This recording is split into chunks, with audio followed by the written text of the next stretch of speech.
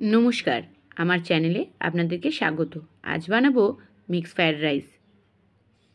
তার জন্য আমার লাগছে ক্যাপসিকাম, গাজর, বিনস, ডিম, চিংড়ি মাছ, চিকেন, গোলমরিচ, গোটা গরম মশলা, চিনি, তেজপাতা আর 1 চামচ মতন রেডিমেড বিরিয়ানি মশলা।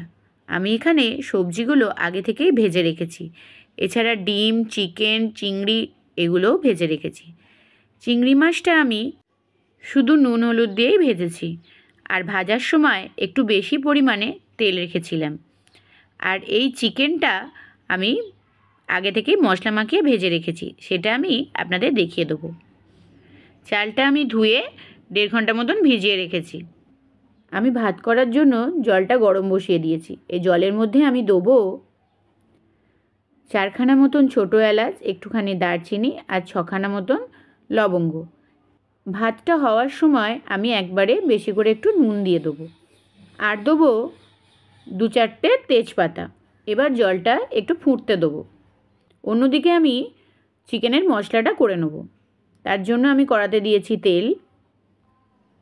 তেলটা গরম হয়ে গেলে আমি এর মধ্যে দিয়ে দেবো পেঁয়াজ। পেঁয়াজটা আমি আগে আপনাদের বলতে ভুলে গেছিলাম। পেঁয়াজটা একটু ভেজে নেব, তবে একদম লাল লাল হবে না। দেখুন পেঁয়াজটা অনেকটা ভাজা হয়ে গেছে। এর মধ্যে আমি তুলে দিলাম চিকেনটা। চিকেনের সাথে আমি একটুখানি মেটেও দিয়েছিলাম। ভালো করে এবার এটা একটু ভেজে নেব। ভাজা হয়ে গেলে এর মধ্যে আমি দিয়ে দেবো 1 চামচ মতন আদা রসুন বাটা। এবার একটু ভালো করে ভেজে নেব। তারপর এর মধ্যে দিয়ে দিলাম 1 চামচ মতন লঙ্কা বাটা। এটা অপশনাল, আপনারা চাইলে নাও দিতে পারেন। এবার দেব 2 চামচ মতন সয়া সস।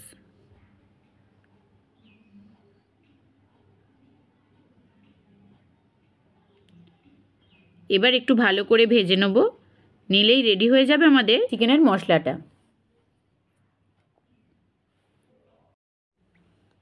জলটা ফুটে যেতে আমি চালটা তুলে দিয়েছিলাম। দেখুন ভাতটা অনেকটা হয়ে গেছে। এখানে 80% মতন ভাতটা পুরো হয়ে যাবে। এবার আমি ফ্যানটা গড়িয়ে নেব। এবার আমি হাঁড়িতে সামান্য তলায় ঘি দিয়ে খানিকটা ভাত ওর মধ্যে দিয়ে দেবো।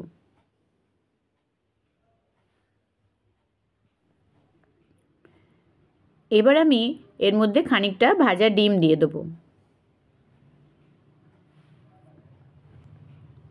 এবার দেব খানিকটা চিংড়ি মাছ। এক এক করে আমি পরপর চিকেন, গোলমরিচ, বিরিয়ানি মশলা, গুঁড়ো চিনি সবই একটু একটু করে দিয়ে দেবো। এইভাবে আমি এক একটা করে লেয়ার তৈরি করব। এই লেয়ারটা করার সময় ভাতটা কিন্তু একদম গরম থাকতে হবে, আর সববার শেষে দিয়ে দিতে হবে একটু ঘি। এবার এইভাবে রেখে দিতে হবে 1/2 ঘন্টা মতন। 1/2 ঘন্টা হয়ে গেলেই মিক্স করে নিলেই রেডি আমাদের খুব ইজিভাবে বানানো মিক্স ফ্রায়েড রাইস। ভালো লাগলে পাশে থাকবেন। ধন্যবাদ।